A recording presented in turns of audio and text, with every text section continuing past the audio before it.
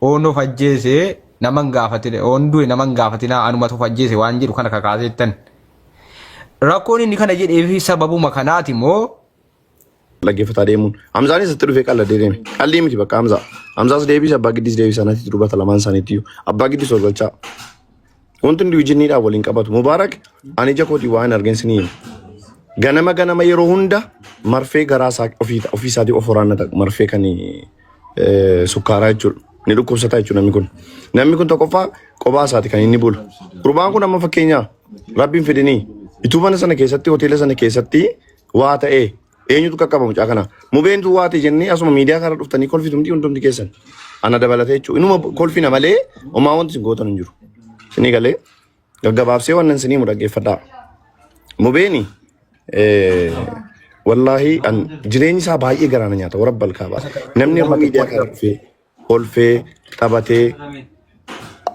dubbadhu mudhiisu tokkuma okay namni dhufee yeroo miidiyaa kanarratti taphatee kolfu waanuma wanti hundi ta'eef isinitti hin fakkaatina. Mubaarak tokkoffaa jiraataa Dubaay ta'eera eeyyama jireenyaa fudhatee jira Dubaayitti. Dubaay Mubaarak yeroo dhukkubsatu sana namoota qarshii walitti qabisan keessaa tokko ana Hunu Maarqos illee as jira. Muniir illee quba qaba sirriitti hin beekna jechuudha sirriitti keessoo isaa. Qarshii argate sanaa fi ga'uu fi dideennaan warabbal kaaba. Isa rabbi guddaan na argu mana isaa gurgure Mubaarak mana ijoollee isaatii jedhee ijaarsisee jimma keessaa jechuudha ni gurgure Mubaarak mana isaa mana ofii qabu darbee ga'uu fi didee maallaqni jechuudha ijoollee irraa liqeeffate maallaqa sana maallaqa ijoollee irraa liqeeffatee maallaqa ijoolleedhaa deebisuu dadhabee amma tokkodha kan inni jiru biyya Dubaay kana malees immoo hojii banuu jedhee hojii eegalee ture nama tokko faana hojii banuu eegalee hojiin sun jalaa fashalaa'e qarshii danuutti baasee qarshii dheengadda hojiidhaan hojjennes wantoota garaagaraatiin wal qabatee jechuudha. Mucaan kun Maarqos baay'ee stress ta'ee jira amma. Wallaahi nyaatallee nyaatu Mubaarak amma achi turetti nyaatallee nyaatu kilaasii keessa oolaa achumaan akka ka'een laayiviirraa ka'ee of jajjabeessuudha jedhee hin kolfaa inni yaa inaasaa yookiin laayivii dhuma irratti lafa. Lammaffaa mucaan kun boqonnaas hin qabu mucaan kun namni nama kooti jedhee itti siqee haasofsiisu hin jiru. Hundinuu itti qoosa hundinuu itti kolfa. Borimmootu Mubaarak waa ta'ee inni yaabbaye sigalee wallaahi Mubaarak marfee sukkaaraa garaa isaarra ofii foforaan ani ija kooti waan argeen sanitti maara namni danuun itti qoosa mucaa kanatti kanaaf ittiin qoosinaa bakka qoosuu dhiisaa oo xiqqaatee mucaa kanatti hin qoosinaa bakka sigalee maal taate jettanii namummaadhumaan itti dheexanii naasufsiistanu yoo xiqqaate kun namni kun nama tokko isaa ta'u nama lama ko lubbuu hambiseera bara rabbi wajjin iyyee gargalaa ganama asirra taa'e maaliif itti qoostu maal balleessanii sababa awwaleen amantaa jiraatee arrafamuuf mucaan kun arrafamuu qaba sababa maammiitti arrafamuu qaba dubbadhu. Dhiifamaan wallaahi billaahi an jalqabaa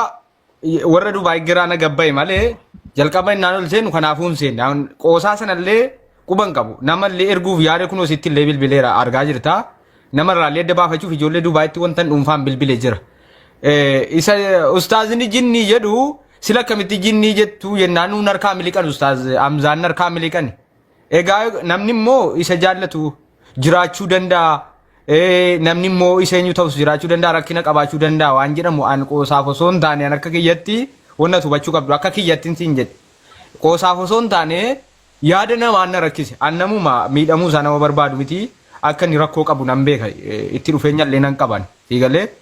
an gama kiyyaanii yaadatama jette sirrii itti qoofamuuf akka qoosaatti ilaalamuuni sirrii miti garuu warri Dubaay immoo wannan siin jedhaa jiru wannan shakkeef abbaan giddii Dubaay jira Hamzaan Dubaay jira angaruu Dubaayin keessa hin jiru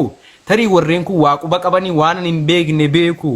jarris ilma namaa takkuma koo nama maarifata abbaan giddii nama baay'ee nama maarifatudha Hamzaan illee akka kana nama maarifatudha jarreen kun immoo warroota nuti ija keenya jennee narra dubbii hubachuu danda'an narra waa galuufii danda'u siigalee utuma rakkoon uumame immoo narra rakkoo sanaaf furmaata ta'uu danda'an jedhee yaadaan illee tokkummaa namni 2700 kunis dhaggeeffadha Mubaaraki wallaahi billaahi bareedduu hin jiru jireenya bareedduus hin jiru nyaatallee nyaataa hin jiru wallaahi amma achi turetti illee sinitti maara wallaahi baay'ee stress ta'ee jira warabbal kaabaa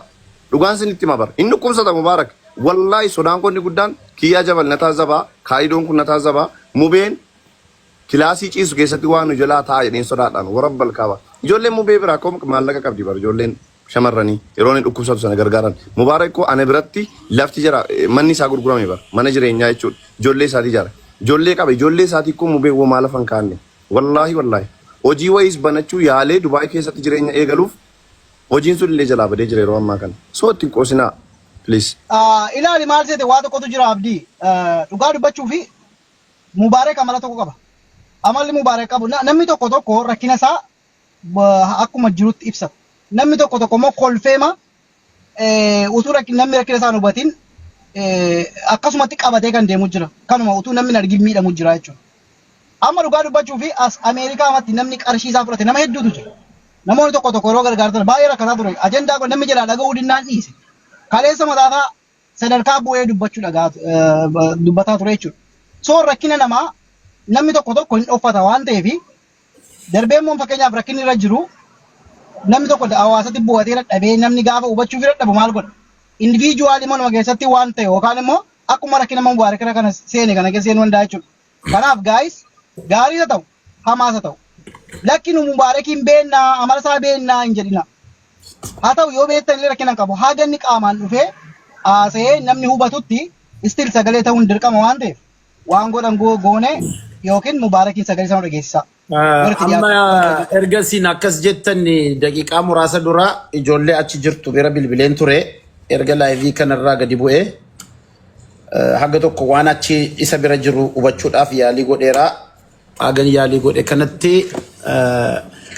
akkuma jedhamu kana waan lubbuu irratti gaaga'ama minaamin osoo hin ta'in akkuma nama kamiyyuu jiruudhaan kan wal qabate akkuma amma Abdii Geetaachoon kaasaa jiru rakkoon akkasii kun akka jiruu fi waan akkasii akka jiru ijoolleen bira jirtu natti himanii jiru malee isan amma fakkeenyaaf waan lubbuudhaan waan adda ta'e osoo hin ta'in noormaali waanuma amma dura dhagaa turrees ni jira akkuma amma mucaan Maark ka jedhu kun haasa'utti ijoolleen biyya biraattis kan nyaatanii asittis kaampaanii wayiin banadha jedhee ijoollee waliin hariiroo godhatee ture waan akkasii sana keessattis rakkoon uumamee jiraachuu ni danda'a waan akkasii kakkaasaa jira malee waan lubbuu isaatiin gaaga'ama wanti irra qaqqabe hin jiru waan kana immoo namni gaafa jiru addunyaa kanarra jiraatu hojii keessa jiru keessa rakkoon adda addaa si qunnamuun normaal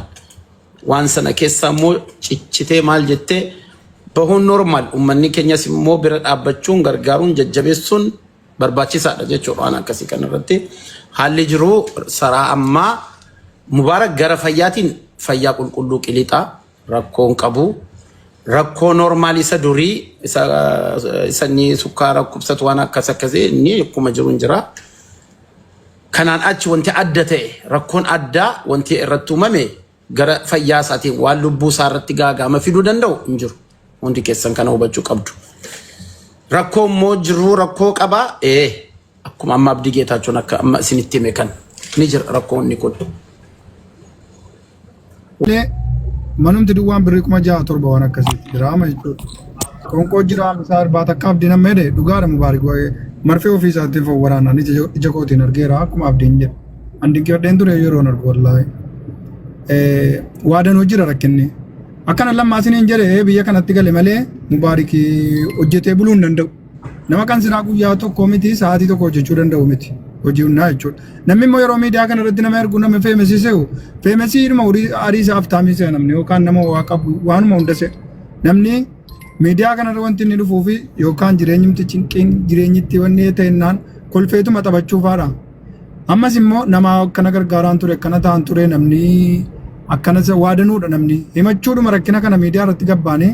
waa himachuun baay'ee ulfaataadha. Waa'ee manaana gaafatee ture. Waa'ee manaana gaafannaan mana tokko waggaadhaan meeqaan qabamannaan diraama 30,000 jedheen manni giddu galeessi. Jennaan maaluman godhaa minaamin jedhee naan haasa'ee ture waa'ee manaas waa'ee hojiis. Har'a hojii kanaa fi manumti kun birrii 8,000 olii Waalidoo. gaafa ni naan mari'atu sana ammaalin jedheeni ijoollee itti dhufeenya qabdu as keessaatti bilbiliitiin jedheen ana dabalatee. Awwalee deebisaa mudii gargaa'e. Yoo wana nagaata ijoollee itti dawwaliiti ijoollee itti dhufeenya qabdu akkuma kootiitti miti waan godhamu kana ijoollee kana wajjin hin teenyaa somnee mari'anneeti goona malee ulfaataadha haalli kun jedheeni wajjiniin haasa'ee dhiisa dheengaddanatti meennaa jechuudha. Walumaa galatti jireenyi inni keessa jiru gara manaatii fi kara jiruutiin ulfaataa. Nama sotti siqee beeku tuyyuu quba qaba malee namni miidiyaa irratti nama argamu nama beeku. Abdii fi Khalidoo nan dhaga'ama Toofiqiin maannoo Toofiq eenyu galcha walee ol deebisi.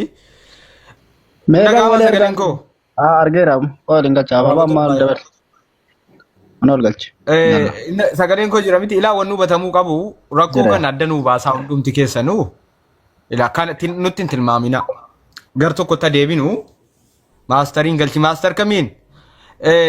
rakkoo gar tokkotti nama deebisu wayi dubba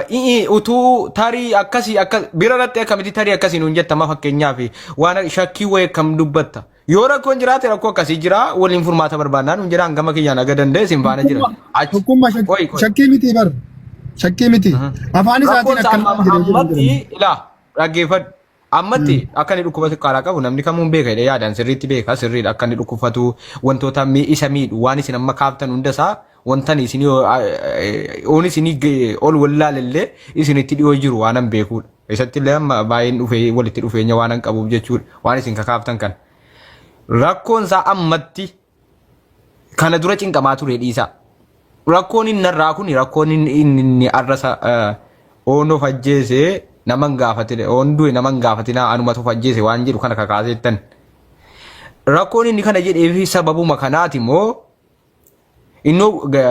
daqiiqaa muraasa dura laayivii irra ture anu argeen ture mana isaa jala seenee dhaggeeffataa rakkeen hojiitti deeme inni ni onduwe naman gaafatina ofan ajjeese inni jedhe isuma isin jedhaa jirtan kana itti deebisee jedhe moo wanta addaatu mudate wanta addaatu kana jechisiise waan jedhu adda baasuu dandeenya. Fakkeenyaaf wanni isin jettan wanta bulee kaleessa dheengadda bulee rakkoo bubbulaa dhufeedha kun rakkoon jabaataa dhufu malee bubbulaa waan deeme waan kana maaf addan baafne ammas immoo isa bira jirtu maan nuun hin dubbachiifne re nagaa jira minaamini namaa walitti hin buune namni waan aan hin jenne